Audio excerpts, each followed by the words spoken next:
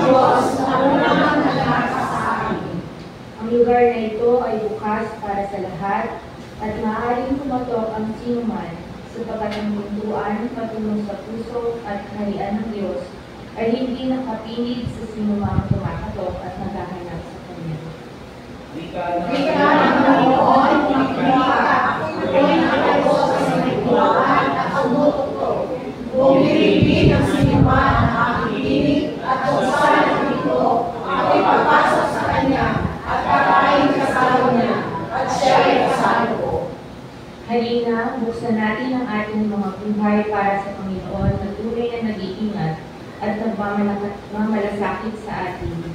Sama-sama natin siyang awitan at papurihan.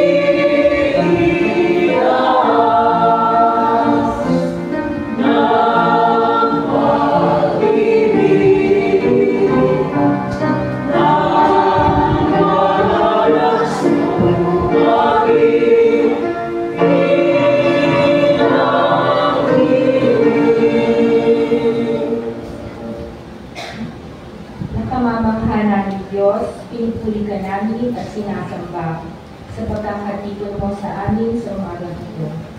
Dinudulutan mo kami lagi ng pag-asa sa mga panahon na kami ng hihina. Kapayapaan sa panahon ng kaguluhan at kagalakan sa mga kalagayang hindi namin inaasahan. Kaya naman patuloy kami nagpapasalamat sa iyo. Tulungan po kami ngayon na mamahina sa iyong presensya. Maging panauhin ka namin sa mga sandaling ito at sa buong linggo ay makasama ka namin. Nawa sa pamumuna ng Banal na Espiritu ay tulad mo makita namin kung paano tanggapin ang iyong mga inilaan para sa amin sa araw na ito. At manatili kaming bukas sa iyong mga pamamaraan. Dalangin namin ito sa pangalan ni Jesus. Amen.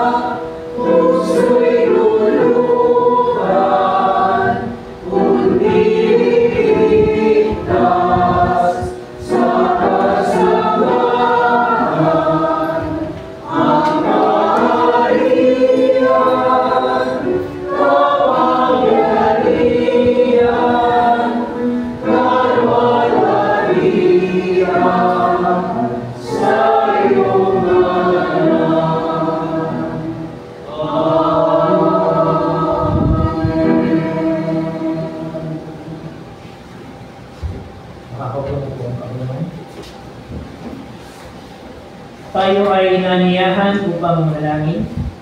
Ipanalangin ng ating mga nasaktan at sila ng mga nakasakit sa atin. Tinawag tayo upang manalangin. Ipanalangin sa Diyos na tayo patawagin at pagkalooban ng pag-asa na mabago, maghilom ang ating mga pusong sugatan. At kaawaan tayo sa ating mga nagawang kasalanan. Tayo ngayon ay lumapit ng may kapakumbabaan sa Kanya, na hinahanap tayo upang buuin at dalhin sa bagong buhay. Alalahanin ninyo ito, kayong mga hintil na dating patay sa kasalanan ay muling binuhay ng Diyos na kasama ni Kristo. Pinatawad niya tayo sa ating mga kasalanan at pinawalang bisa ang lahat ng kasulatan laban sa atin. Gumawa tayo ngayon ng matapat na amundisal. Tayo po ay sumandaling manalangin at lumapit sa ating Diyos at ihayag sa Kanya ang ating mga nagawang kakulangan sa isip, sa salita at sa gawa.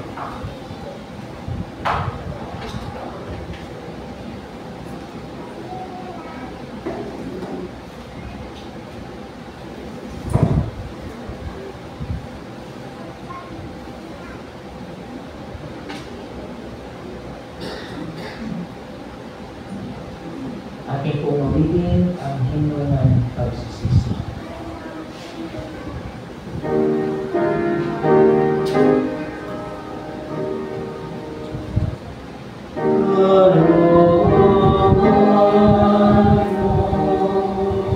Diyos ay sumibig sa kamay mo.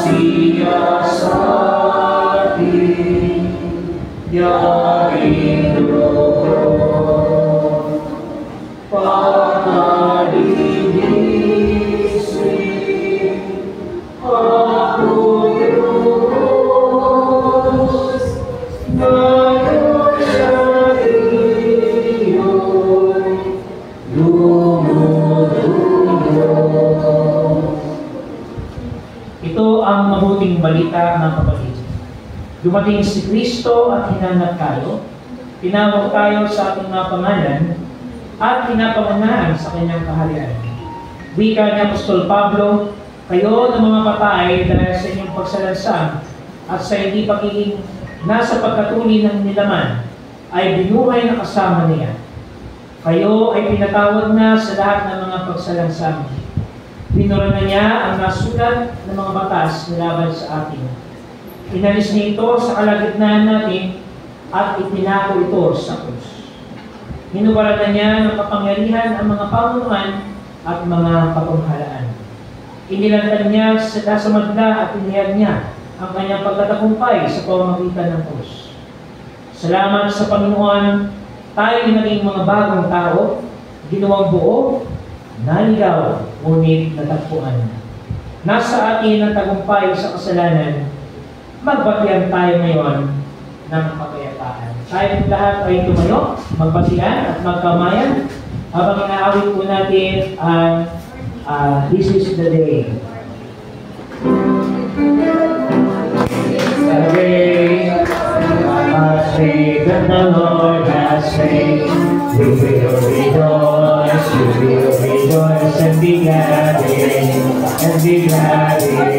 For this is the day that the Lord has made, we will rejoice and be glad in it. This is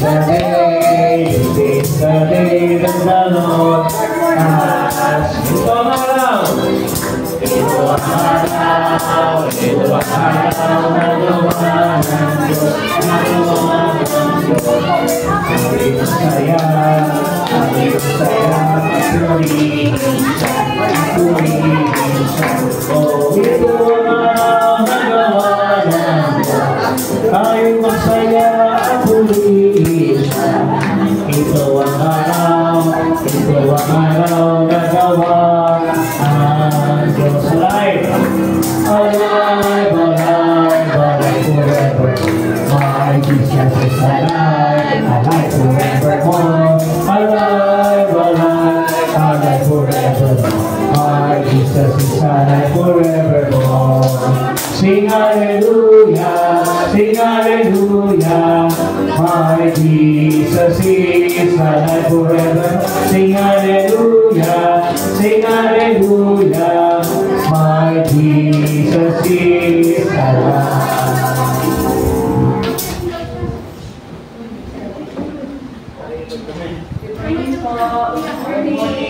Ano po sa mga na-celebrate at mag-celebrate ng birthday,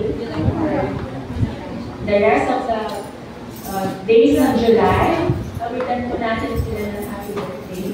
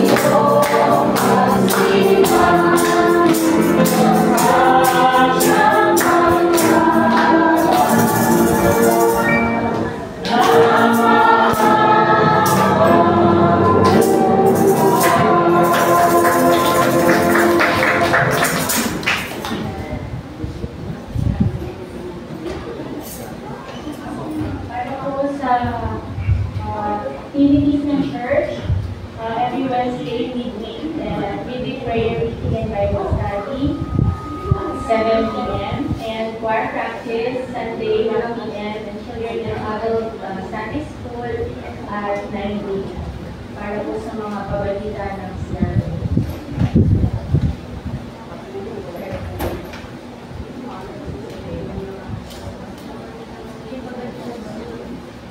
CRO.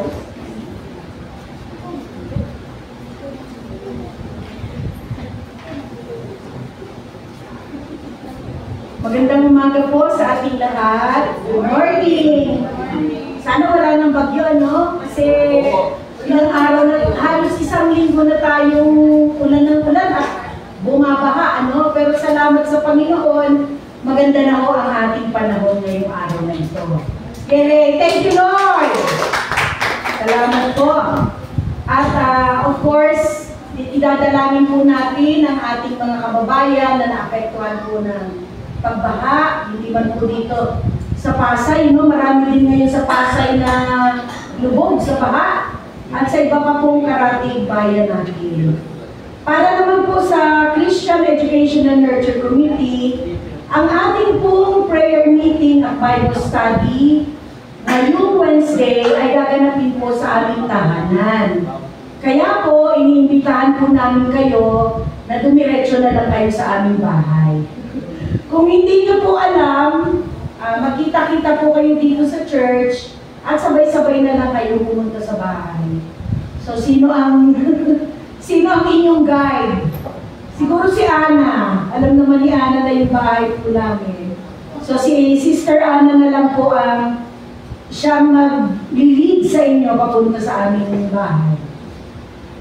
And of course, salamat po sa Panginoon dahil nung Sunday, nakakalungkot, walang bata, wala tayong Sunday school. Pero salamat sa Panginoon, marami po sila dun sa taas. Palakpakan naman natin.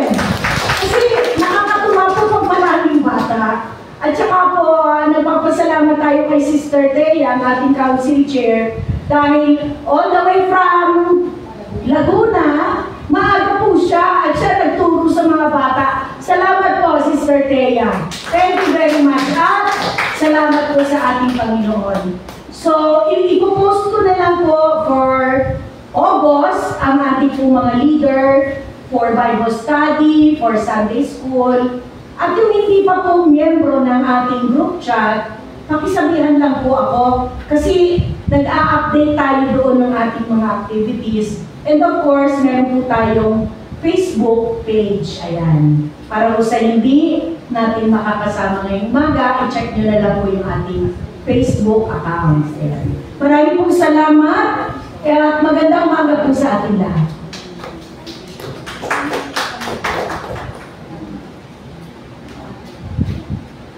Mapagpalang umaga po mga kapatid. Good morning! Good morning! Tayo po ay napapasalamat sa Panginoon sa panibagong buhay at lakas na kanyang pinagkaloob sa atin.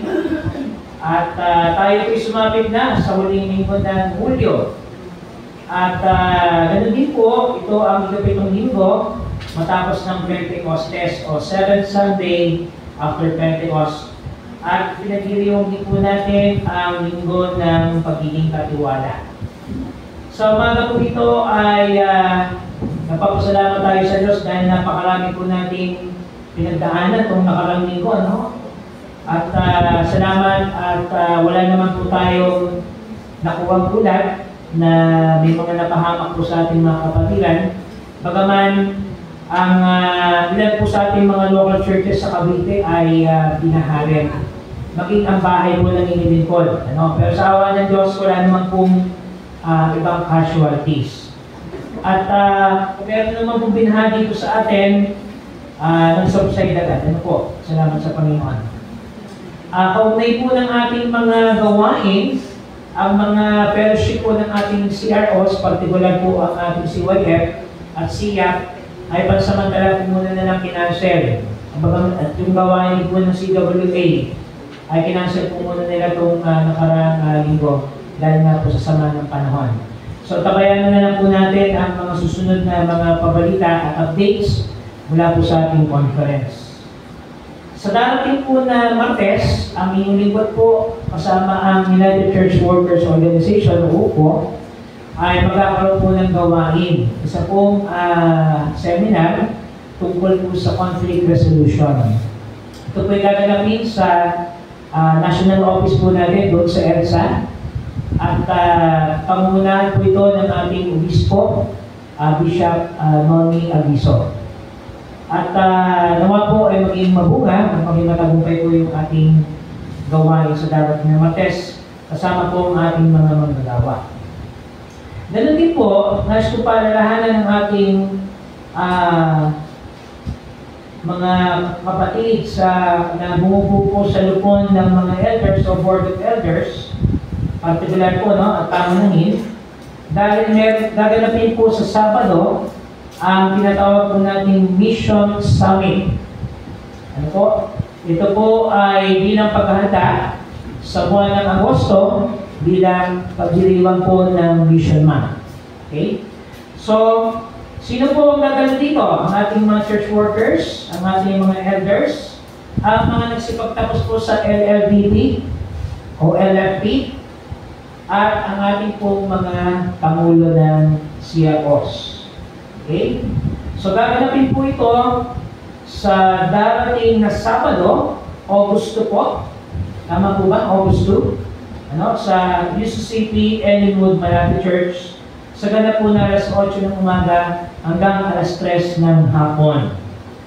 So, meron po tema na pagsusugo, pagtatanim, para sa masaganang pag-aani. Yan po yung ating magiging tema ng Mission Summit na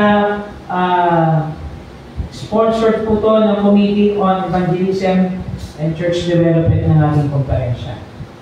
So layo po yung gawain ito na ating pong mapaiting pa ang gawain ng pagmimisyon at evangelismo sa ating pong iglesia lokal maging sa ating pong komunidad. Ano po? So paalala po yun sa ating mga binanggit na mga participants. So darating din po linggo, sa first Sunday ng Agosto, August 3, ay nais ko pong paalalahanan ang Board of CE ng ating pong iglesia para po sa ating review and orientation ng ating duties and responsibilities and ministries. Ano po? So this coming Sunday po yan, pag-usapan po natin yung oras para po hindi tumama sa ating choir practice. Ano po? So, hinihingi ko po yung inyong oras, mga kapatid. Sa darating po na linggo na mailaan po natin para po sa ating review and orientation. And then, sa second Sunday po ng August, ang ating naman po mga lupon ng mga nakatatanda o Board of Elders. Okay po? Second Sunday po yan ang ating review and orientation. And then, yung third Sunday po ay ang ating Board of Deacons. Okay? And then sa fourth Sunday po ang ating Board of Trustees. Okay? So lagi naman po natin itong i-announce at ipapaalala sa bawat isa. Pero sa darating po na Sunday, ang ating Board of Christian Educators o BCE. Okay po, so sama po natin sa panalangin ang ating mga kapatid na merong karamdaman. Actually po si Kuya Tom ngayon medyo nahihilo. So sama po natin sa ating prayer, nasa taas na po siya. Kumusta na po ba siya? Ate Venus, okay na po ba? Okay. So, twice na rin po kasi siyang nag-supa. So, sama po natin sa ating panalangin at sa mga kapatid po natin na lumaranas din po ng mga health challenges, patuloy po natin silang taas sa Panginoon. At hindi po i-welcome ang mga kapatid po natin na panuhin na kasama po natin ngayon sa ating pananambahan. Una po dyan si kapatid na Raymond Canales. Ano po? Raymond Canales na po? Si Raymond po ay mula po sa UCCP Balangkayan sa Samar. So welcome kapatid na Raymond. Siya po ay nagtatrabaho dito sa MOA at nauwi po dito sa Cabrera. So welcome kapatid na Raymond sa iyong second home dito sa Pasay. Ganun po ay kasama natin si Miss Heidi Peralta. Si Heidi po ay siyempre, pinapin po ng ating kapatid na Hardy. Welcome Heidi sa ating church. At salamat, kasama ko din namin Hardy. Thank you very much. At ang ating pong kapatid na Noel ay umuwi muna sa Bataan. Para ko magpakasyon doon at bisitahin ng ating pamilya. So kung nanonood ka dyan, Brother Noel, so kumusta ka dyan? Okay po, so nagpapasalamat din po tayo sa Panginoon sa community ministry committee ng ating conference. Sila po ay dumalaw sa bahay po ng lingkod kahapon at ipinag-pray po ang lingkod at namili po sila ng ayuda. So, dinalaw din po nila ang ibang mga local churches po natin na naapektuhan ng baha. Mostly po ay sa Cavite talaga ang directly affected ng ating habagat. And of course, yung ating pong mga iglesia lokal, actually ang Central Luzon ay naapektuhan din po. Doon po sa Pampanga, malawak din po yung pambahagaan. And nakaraan naman po paglukemong yung Northern Luzon. So isama ko natin sila sa ating mga panalangin. Okay po, may karagdagan pa po ba tayong mga pabalita? Okay po, kung wala na po ay ating pong pakinggan ang pagbasa mula po sa banal na kasulatan. Tayo po lahat ay magsipas tayo.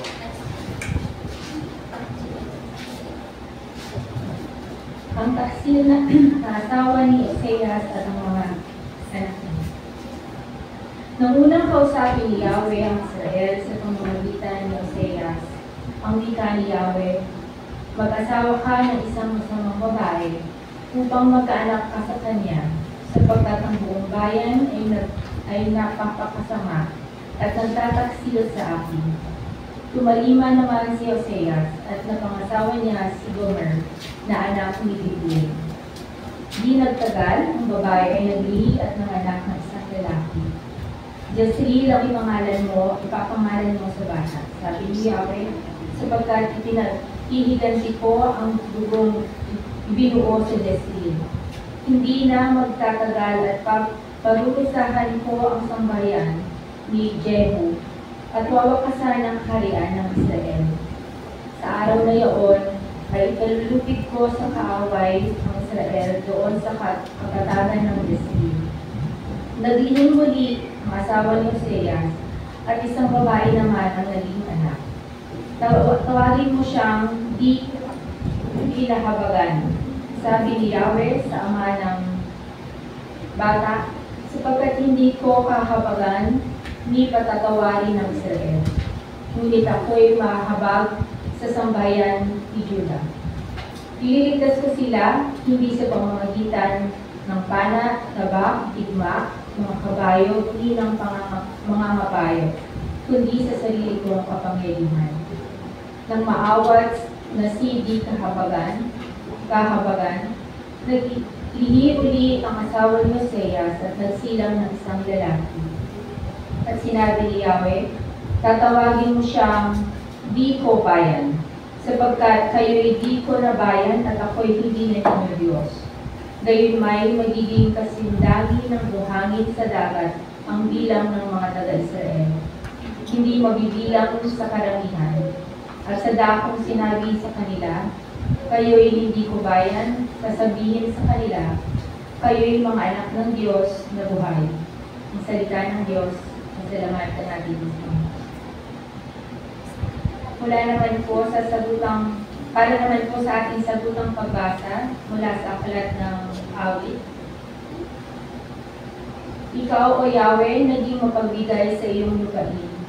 Pinasagana mo, mo't muling pinaunlad ang bansang Israel. Yung kasamaan ng mga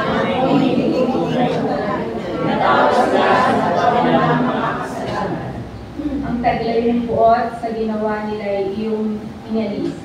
Tinalikdan mo na at iyong nilimot ang matinding galit. Kaya naman, sana ang iyong paghiling, ang pagkabuhin namin dalamay, hindi. Ang pagkagalit mo at puot sa amin wala na bang hanggan? Di na ba lulubag? Di na ba matatapos ang galit mo iyan? Kaya naman, Yahweh, ang pagkagalit, sana ibalik mo ang mga lakas at pamilya mo ay magpilitan at ay wala. Kaya Kaya ngayon, Yahweh, pinakita mo ang pag-ibig mong wagas, kami ay linapin at sa kahirapan ay iligtas. Aking narinig Yahweh ang salita. Sinasabi niya ang mga niya ay nagiging payapa. Umagsisi at pinababay sa bawang masama. Ang nagpapangaral sa pangalan niya ay kanyang ililigtas. Sa ating lupain ay mananatili ang kanyang paglima. Ang pagtatapat at pag-ibig ay magdadaong palad. Ang kapayapaan at ang katuwiran ay magsasamang ganap. Sa balapat ng lupa ay bawang magdali, yawang pagkatapat, at ang katawan ng mga ay magkakalit mula sa itaas. Gagawin mo na ng Diyos sa Yahweh, ito aking buhay. Ang mga naman sa aking pag-ibig, bukuma.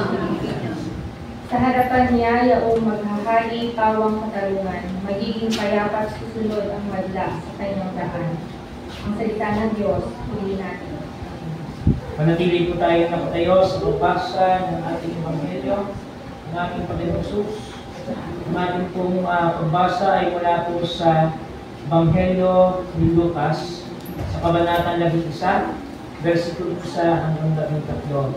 Gospel of Luke, chapter 11, verses 1 to 13. Minsan, nanalangin si Jesus sa isang lugar. Nang siya'y matapos, sinabi ng isa sa kanyang mga lagad, Panginoon, turuan po ninyo kaming manalangin, tulad ng ginawa ni Juan sa kanyang mga alagad. Sinabi ni Jesus sa kanila, kung kayo'y mananalangin, sabihin ninyo, Ama, sambahin nawa ang iyong pangalan, dumating nawa ang iyong kaharian. Bigyan mo kami ng aming pagkain sa araw-araw. At patawarin mo kami sa aming mga kasalanan, sapagkat pinapatawad namin ang bawat nakakasala sa amin. At huwag mo kaming hayaang matukso. Sinabi pa rin niya sa kanila, ipalagay natin isang hating gabi. Isa sa inyo ay nagpunta sa inyong mga kaibigan o sa inyong kaibigan at nakiusap, Kaibigan, pera mo lang ng 3 tinapay. Dumating kasi ang isa kong kaibigan na lalakbayan wala akong mangihain sa kanya. At ganito naman ang sagot ng kaibigan mo na sa loob ng bahay. Huwag mo akong gambalain. Sarado na ang pinto at nakahiga na kami ng aking mga anak. Hindi na ako makakabangon para bigyan ka ng kahit ano. Sinasabi ko sa inyo, hindi man siya bumangon dahil sa kanilang pagiging magkaibigan, babangon siya upang ibigay ang hinihingi ng kaibigan dahil sa pagpupumilit nito. Kaya't sinasabi ko sa inyo, humingi kayo at kayo'y bibigyan, humanap kayo at kayo'y makakatagpo, kumatok kayo at kayo'y pagbubuksan. Sapagkat ang bawat humingi ay tatanggap, ang bawat humahanap ay makatatagpo, at ang bawat kumakatok ay pagbubuksan. Kayong mga ama, bibigyan ba ninyo ng ahas sa inyong anak kung ito'y humihingi ng isda? Bibigyan ba ninyo siya ng alakdan kung siya humihingi ng itlog? Kaya nga, kayo nga masasama ay marunong magbigay ng mabubuting kaloob sa inyong mga anak. Lalo na ang inyong amang nasa langit na magbibigay ng Espiritu Santo sa mga humihingi sa Kanya. Pinagpala po tayo ng Diyos sa pagkakabasa ng Kanyang mabuting balita. Ito ang mabuting balita ng ating kaligtasan.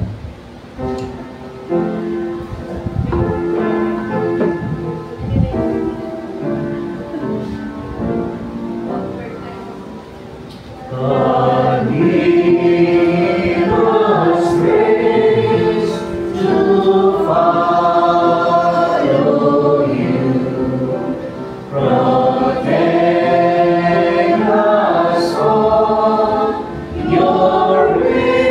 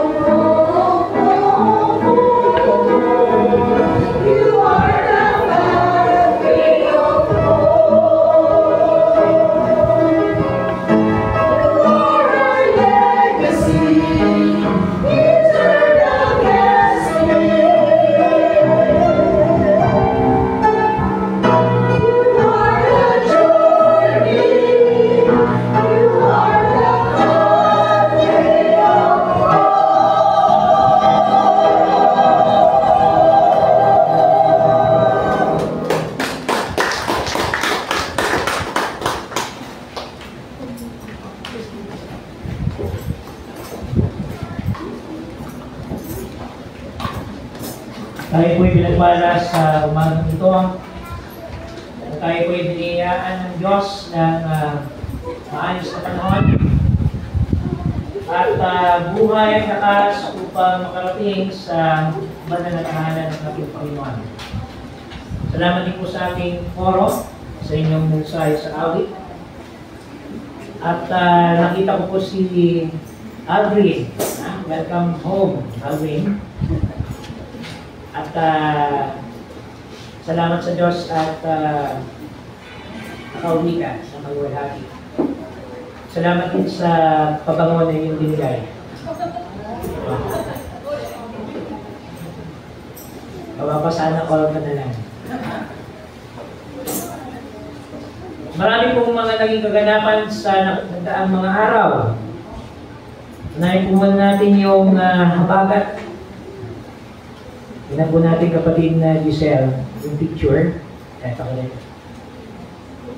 Alam naman po natin ng habagat, bago pala yun, ating pong pinagdiwang ang buhay ng ating kapatid na Ronnie Cinco. Noong nakarang Sabado po ay ating ginawad ang pagsampapasalamat sa kanya. At siya po ay hinatid sa uling tungan noong nakaraang Lunes. Pagpatak naman po ng Lunes ng gabi hanggang Martes ng maghapon. Ito na po ang habagat. Hindi ko nakaligtas ang inyong lingkod. Pero kami po ay nag-prepare na. Lunes pa lang ng gabi kami po ay naganda na. Sabi ko kay Pastora, malamang sa malamang, mababahalin na naman tayo. At hindi nga po ako nagkamali. Pagpatak po ng alas 2 ng madaling araw, pumasok na po yung tubig sa amin. At nagpapasalamat po ako sa Panginoon dahil meron po kami mabait na kapitbahay na may second floor. So third time na po namin nakituloy sa kanila. At salamat din sa Diyos. At hindi naman po ganong kalaki ang pinsala, pero still may mga nabasa pa rin po kaming mga gamit. At hanggang ngayon po nakaangat pa rin yung mga gamit namin. At ang pinapapasalamat din po namin sa Panginoon ay hindi po umapaw yung ilog sa malapit sa amin, yung Imus, Dinakayan River. Kasi po yun po ang medyo life-threatening sa amin. Pero muntik-muntik na po umapaw talaga noong nakaraang Miyerkules. So salamat po sa Panginoon. At marami po sa ating mga kababayan dito po sa Timog Katagalugan, sa NCR, maging hanggang sa Central Luzon po ang naapektuhan ng habagat. Sumunod po, balitang music naman po tayo. Ang isa po sa rock icon na si Ozzy Osbourne ng bandang Black Sabbath po ay pumanaw na. Actually, nagkaroon po siya ng concert 2 weeks before na siya ay pumanaw. Okay? Sumunod po, ay pumanaw din si Cha Mangione, ang isa pong jazz musician na kung alam niyo po yung music na o tugtog na Feels So Good, instrumental lang po yan. So po ay pumanaw na rin. And lastly po, yung aking idol nung ako ay bata pa, si Hogan. Ng WrestleMania. Sino ba dito nanonood dati nun? Ako, nung elementary ako, willing-willing po ako dyan, loko-loko ko dyan sa wrestling na yan. Marami akong naging kaganapan sa nagdaang mga araw, subalit palinaw po na sa bawat pangyayari sa ating mundo ay meron pong dahilan. At ito po ay binigyan ng karunungan ng aklat ng mga ngaral na sa bawat bagay sa mundong ito ay merong nakalaang panahon at merong nakalaang dahilan. In everything, there is a season and there is a purpose. So mga pong ito ay ating pong nabasa ang ating pong ebanghelyo. At kasama ng ating Panginoong Kristo ang kanyang mga alagad. At pinapakita ko pong panalangin po sa habang buhay ang ating pagninilay sa umagang ito. Ngayon, ang ating pong mga alagad ay nagpapatuloy sa kanilang pakikipag-usap sa ating Panginoong Kristo kung ano ba ang kahulugan na tinatawag po nating panalangin. Sapagkat nakita po nila ang halimbawang ginawa ni Juan sa kanyang mga alagad. Kung kaya, sabi po ng ating Panginoon Jesus ay ganito, kung kayo ay mananalangin, sabihin ninyo, Ama, sambahin nawa ang inyong pangalan, dumating nawa ang iyong kaharian. Ngayon, masasabi po natin ng ating Panginoong Kristo, bagaman anak ng Diyos, at meron po siyang otoridad sa mundong ito at doon sa kalangitan, ay kinilala niya pa rin po ang tinatawag nating presensya ng manlilikha o ng Diyos Ama. Nangangahulugan ng panalangin po, unang-una ay isang akto ng pagpapakumbaba. Ang ating Panginoong Kristo, bagaman anak ng Diyos, ay kinilala niya pa rin po na siya ay kinakailangang magpakababa sa harap at presensya ng Diyos Ama. Ngayon, ang panalangin na binibigyan pansin ng ating Panginoong Kristo ay pagpupuri at pagkilala sa pangalan ng ating Diyos Ama. Kaya sabi po dito, sambahin nawa ang iyong pangalan. Ang pagkilala na mayroong Diyos na mas nakahihigit sa atin. Na mayroong Diyos na lumikha ng bagay at ng sanlilikha at Diyos na pinagmumulan ng lahat. Nangangahulugan na kapag tayo po ay nananalangin, inaalis po natin ang mga pansamantalang bagay sa mundong ito. Pag nananalangin po tayo, sinasabi po natin merong mas nakahihigit sa atin. Hindi ho tayo yung superior. Hindi ho katiyakan na meron po tayong kapangyarihan at kayamanan sa mundo ito, ay meron tayo po ang mas nangunguna. Kundi meron mas nakahihigit sa atin. Sabi nga po ng wika ng grupong asin, tayo ay tuldok lamang. Kunti lang ang ating pong kakayanan at katangian kumpara doon sa pinagmulan ng lahat ang ating Diyos Ama. So, unang pagbibigay ng pagkilala ng ating Panginoong Kristo ay nakaugnay sa diwa ng pagsamba at pagpapakumbaba. Sapagkat ang pagsamba at pagpapakumbaba ay magkatuwang. Hindi po tayo sumasamba sa harap ng Diyos na nagmamataas po tayo. Sa tuwing tayo ay umaharap sa Panginoon, ibinababa po natin ang ating mga sarili. At kinikilala na mas nakahihigit ang Diyos sa atin. Alam niyo, din ako bilib sa mga kapatid natin Muslim.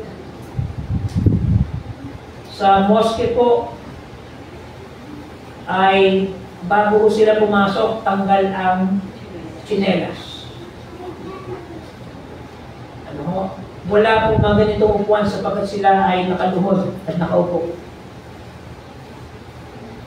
Hindi ka mangingilag na merong nakaupo dyan.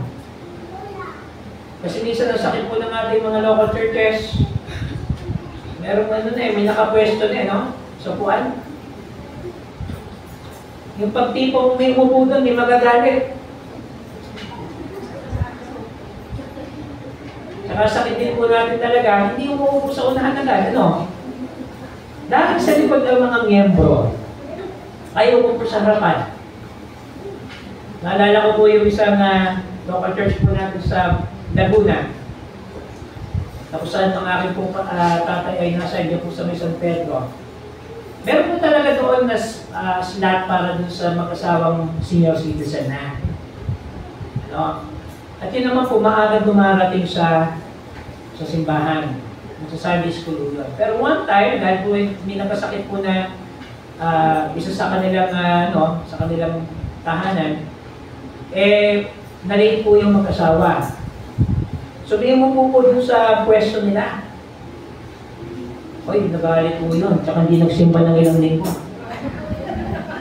Kasi inagaw daw yung pwesto nila. So, ano ba ang ating pong konsepto kapag tayo ay dumarating at tumutungo sa bahay ng Diyos? Pangunahin dapat ang pagsamba. Lalo higit na ating pong binababa ang ating mga sarili.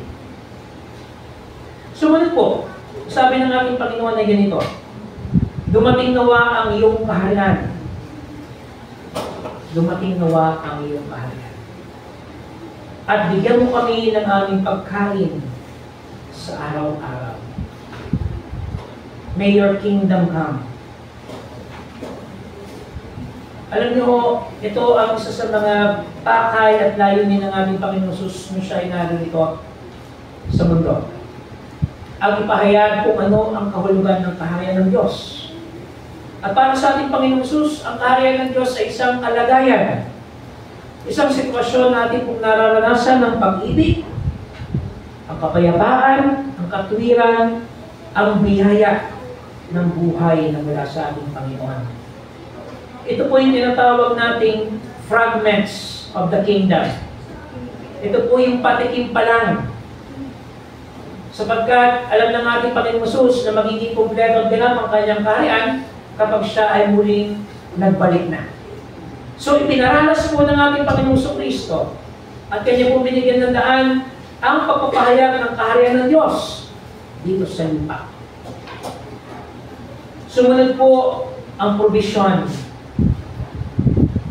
Itinatawag po natin God's provision. Give us this day our daily bread. Bigyan po kami ng pagkain sa araw-araw. Nananalangin po tayo sa ating Panginoon na igawad ang ating mga pangangailangan sa araw-araw. Subalit, kailangan din po natin gumawa. Ika nga po, kailangan natin maghanap buhay. Gumawa ng paraan. Dumiskarte. Mag-sideline. Rumarket at iba pang mga termino. Pero, itinuturo po ng ating Panginoong Kristo na ang pagbibigay niya ng mga pangangailangan natin ay nakabatay din naman sa ating mga pangangailangan. Alam ng Diyos ang ating mga pangangailangan sa araw-araw. At itinuturo din niya na tayo'y makontento sa anumang bagay at pagpapala nating natatanggap. Alam niyo po, yung ibang mga tao, masaya na sa isang buong maghapon. Kapag ano po, nakakain na siya, nagawa na niya dapat doon sa buong maghapon at iba pa. Masaya na. Simple. At sabi po ng isang philosopher na si Siddhartha Gautama o si Buddha, ang nagiging komplikasyon daw po ng tao ay kung paano niya ihilitan pa ang kanyang natatanggap na mga pagpapala. Yan daw po mas namang problema ng tao sa ngayon. At nawawala po yung tinatawag na contentment dahil hindi po tayo natutuwa sa kung anong meron tayo. So ipinapaunawa po ng ating Panginoong Kristo ng ating mga pagpapalang natatanggap ay dapat natin ipagpasalamat sa Kanya na pinagmumulan ng lahat. Sumunod po at patawarin mo kami sa aming mga kasalanan sapagkat pinapatawad namin ang bawat nakakasala sa amin. Ito po uri ng panalangin ng ating Panginoon Jesus na itinuro sa kanyang mga alagad ay isang uri ng pamumuhay or way of life. Bahagi po ng ating pananampalataya ang magpatawad sa mga nagkulang sa atin. Sapagkat kinikilala rin po natin na tayo ay nagkulang sa harapan ng Diyos. Alam niyo, yung pagpapatawad, napaka-bigat ng issue po niyan sa mga Kristiyano. At syempre, depende sa degree ng kasalanan yan. Pag medyo mabigat ang kasalanan mo, mahabang panahon bago ka patawarin ng kapwa mo. Pag medyo light ang kasalanan mo, madali kang patawarin. Subalit sa atin bilang mga mananampalataya, kakibat ng paghilom ng mga sugat at paglipas ng panahon, inihingi natin ang tulong at pangunguna ng Diyos upang tayo po ay Kanyang pangunahan. Sapagkat ang Diyos ang siyang nagbibigay sa atin ng pamamaraan upang hilumin ang mga sugat na naranasan ng bawat isa sa atin. At kung tayo man ay nakasakit sa ating kapwa, tayo rin ay maging kasangkapan ng paghilom patungo sa iba. Sabi nga,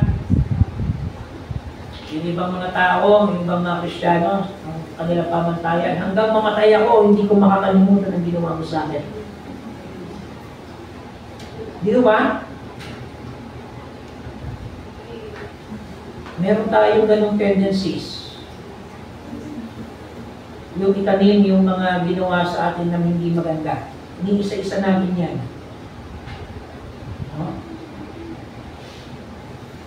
At unconsciously, hindi ko nakakatulong sa atin yun. Sapagkat mas lalong bumibigat ang ating mga dalahin. Ganun ba ang ating Panginoon sa atin? Hindi naman na sinasabi, oh, anak, kapag kinalimutan mo na yata ako, ang Diyos kailanman ay hindi nanunumbat sa atin. Hindi niya binibilang ang ating mga naging pagkakamali. At bagkus, handa siya magpatawad sa lahat ng ating mga nagagawang pagkukulang. Sumunod po mga kapatid, ang pagsusumikap natin na lumayo at lumalikod sa mga bagay na makapagpapahamak sa atin. At huwag po kaming hayaang matukso. Sabi nga po ng isang mga awit, o tukso, layuan mo ako. Pero meron din po isang awit na, oh, lumapit ka. Kung gusto mo akong halikan, hindi kita sasawayin. Medyo contradicting ako. Yung isang awitin nagpapagsasabi na huwag mo kong lapitan. Yung isa naman nag-iimbita. Ano ho ba ang pamantayan ng tukso? Para po sa iba, ito ay lagi nakaugnay sa tinatawag nating illicit relationships. Isang uri ng relasyon na bawal. Pero para po sa iba, ito po yung tinatawag nating pagtikim ng mga pagkain bawal. Ang pag-inom ng mga inuming bawal. Ano ho? Di ka na ako sinasabi nila, meron naman akong gamot. Kakain na ako. At ang nakakatuwa po niyan mga kapatid, hindi lang mga manggagamot natin, sila rin yung mga violator ng diet. Ano, yung mga doktor po na nagpe-prescribe na ganitong gamot, ganyan-ganyan, eh hindi mo makita sa kanila yung healthy lifestyle. Aminado naman sila dyan. Kaya minsan yung mga doktor, parang abogado rin. Ngayon, ano po ang mga bagay na nais ng Diyos? Kung ang ating pong Panginoong Jesus ay nananalangin upang tayo ay huwag mabulig sa tukso, kinakailangan po natin itong pagsumikapan. Sapagkat ang tukso ay hindi lamang sa mga tinatawag po nating pamantayan ng mundong ito, kundi ang tukso ay isang pamamaraan na tayo po ay lumalayo sa kalooban ng Diyos. At ang tukso po ay isang pagpapasya na lagi mo natin dapat ginagawa. It is always a decision making sa pagitan ng tama at ng mali, ng nais ng Diyos at ng hindi nais ng Diyos para sa atin. Kung kaya, kinakailangan po natin hingin ang karunungan mula sa ating Panginoon sa mga ganitong uri ng pagpapasya. Kung ating pong susumayin mga kapatid, ang talata nating binasa ay hindi lamang nalimita sa pananalangin. Sinundan po ito ng ilustrasyon ng ating Panginoon sa Kristo na meron po isang kaibigan na naglalakbay at wala kang maihal sa kanya. At meron naman isang pumatok sa isang bahay at sabi po niya, wag mo akong gambalain, napapahinga na kami. Para sa ating Panginoon sa Kristo, ang pananalangin ay isang forma ng aksyon at pagtugon ng may kaakibat na pagmamalasakit at pagmamahal.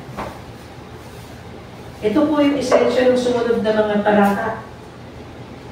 Pinakita po ng ating Panginoon sa Kristo na kulang po ang panalangin kung wala po tayong pagtugon, pagmamalasakit at akto ng pagmamahal.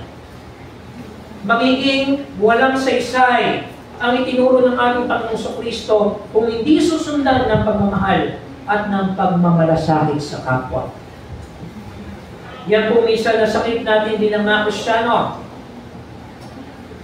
Lalo po yung mga nananalangin dyan, akala po sa kanila na yung Espiritu Santo. Yung kinukuman nila ang Diyos. Hindi po ganun ang prayer, mga kapatid.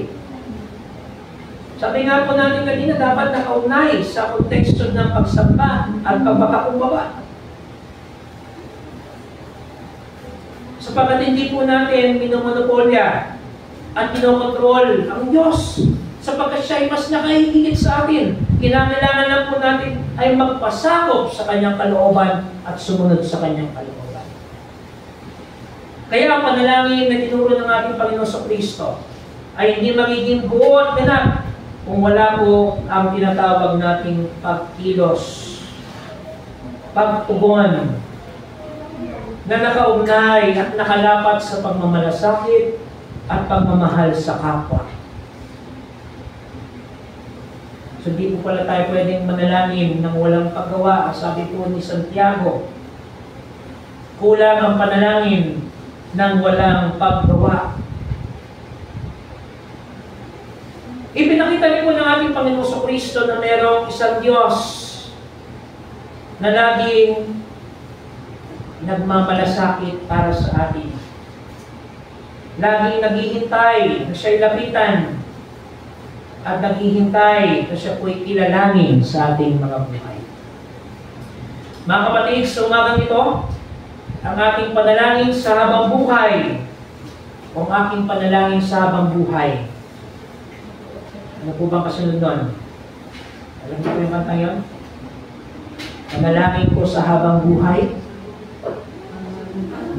Makapiling ka, makasama ka.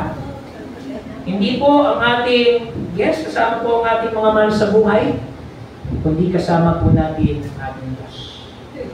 Mga kapatid, sa umagang ito, tinuturuan po tayo ng ating Panginoon na magtiwala sa Kanya sa lahat ng oras at panahon sa pamamagitan ng panalangin. Isang uri ng panalangin na may mataimtim at totoong pagpapahayag ng ating ugnayan at komunikasyon sa ating Diyos. Sa pangalan po ng Ama, ng Anak at ng Espiritu Santo. Amen.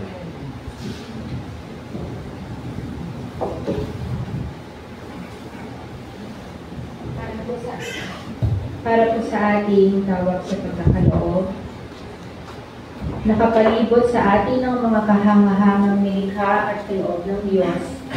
Paano natin ipapakita ang ating pasasalamat sa lahat ng ito? Ang kabutihang loob ng Diyos ay lumalabas sa ating limitasyon at kapatusan bilang mga tao. Sa paanong paraan may pamamalas sa buhay natin ang kasaganaan ng habag ng Diyos na ating natatanggap sa araw-araw.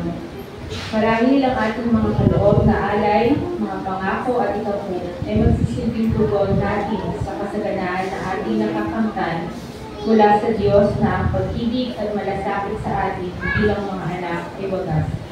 Gawin natin ngayon ang pag-aaral.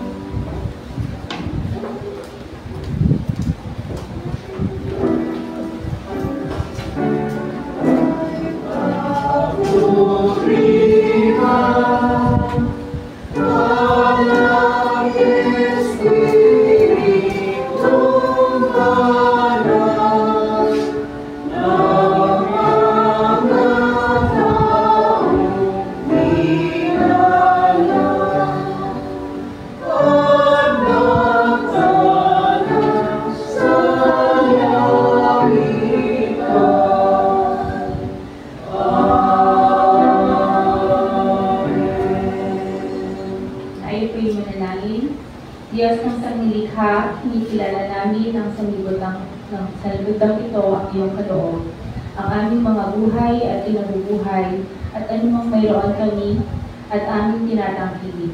Lahat ng mga ito ay nagbuhat sa iyo.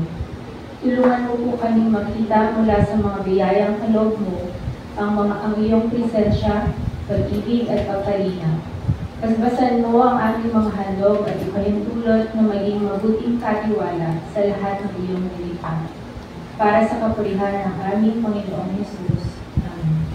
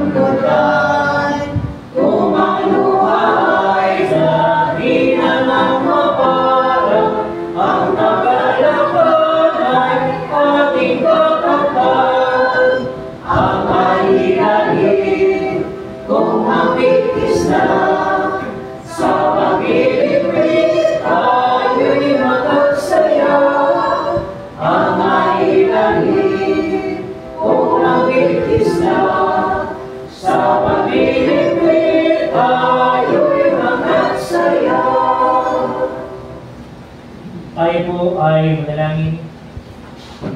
O aming Diyos, kami po ay nagpapasalamat na kami inyong dinayaan ng panibagong buhay at lakas upang makarating sa inyong banal na tahanan.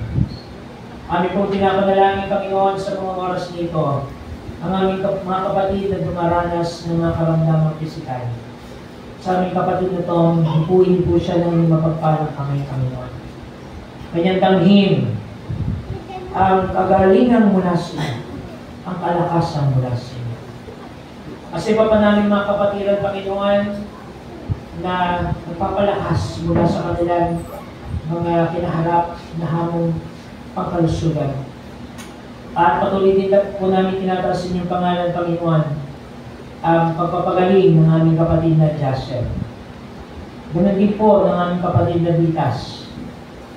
At sa nalalapit po na operasyon naman ng aming kapatid na Ana, na nagpapasalamat din po kami dahil inibigay siya ng panibagong buhay kahapon. Panginoon, amin din inaalala at ipinapanalangin ng aming mga kababayan na nasa lantan ng Bagyong Emo at Habagat. Lalo higit ang mga nawalan ng mga mahal sa buhay. Sa mga kababayan namin, Panginoon, na ang tanging pag-asa ay kayo lamang.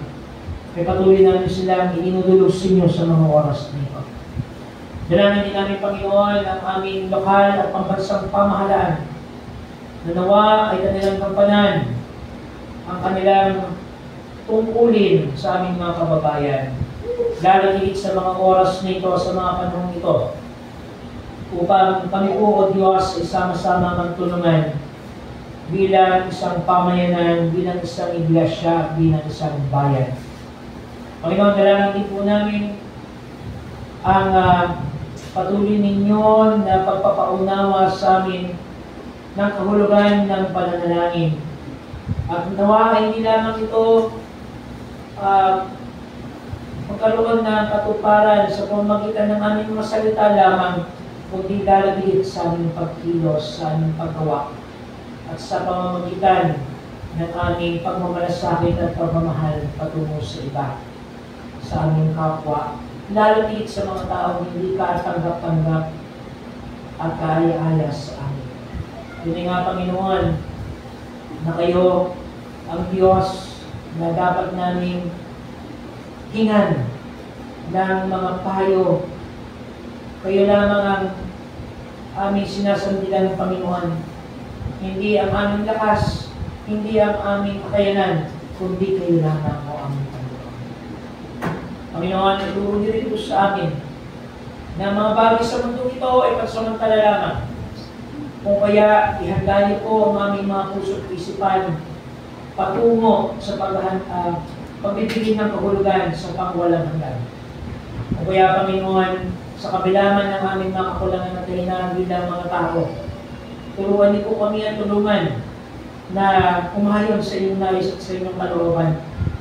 At patuloy po namin na hubugin ang aming mga sarili at tulungan kami ng inyong banal na Espiritu, Panginoon, na mamuhay ng ayon sa inyong nais at sa inyong kalooban. Panginoon, kami pong pinapapasalamat ang inyong mga anak na nag-iwang at pagtitiro ng kanilang karaman sa nagdaang mga araw at sa libon darating. Amin ding itinataas sa inyong pangalan, Panginoon, ang buhay ministeryo ng iglesia nito. Ikaw ay ginawa sa amin ang inspirasyon at lakas at higit sa lahat ng pananampalataya na magpatuloy sa gawain ng pinagkatiwala sa amin. Sapagkat kami, Panginoon, ay inyong patuloy na tinatawag upang maging bahagi ng pagbubuo ng inyong kaharian dito sa lupa. Panginoon, sa oras nito, kaya hindi pong pinagkakatiwala sa inyo ang susunod ng mga araw, ang lingkong ito na aming kapaharapin. Panginoon, hindi namin alam ang aming pinabukasan mo, kaya buo ang aming pagtitiwala sa inyo na kami yung sasamahan, na kami yung ingatan at ilalayo sa anumang tiyak na kapahamakan. At patuloy, Panginoon, na makita namin ang inyong nais para sa atin. Nawa, Panginoon, magkaroon kami ng disiplina ng pananalangin sa tumina, na aming inilalapit ng totoo ang aming mga sarili sa inyong harapan, Panginoon.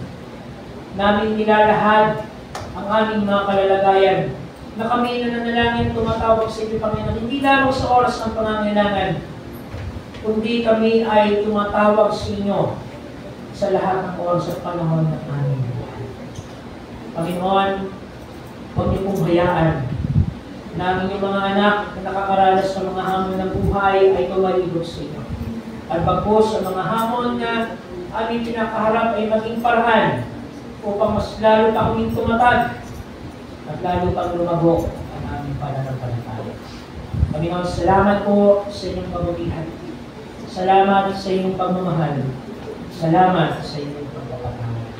Ito po ang aming pagsama at panalangin ng may pasasalamat sa tanging pangalan ni Jesus, naming Panginoon at Tagapagligtas. Amen. Kumayo kayo ngayon bilang mga anak ng Diyos. Pinapahayag ang pagsasalubong ng pag-ibig at katapatan at ang pagsasamang ganap ng kapayapaan at katwiran. Sana'y kami ng buhay ni Kristo. Lumakot kayong galing sa Kanya, nakaugat at nakatayo sa Kanya.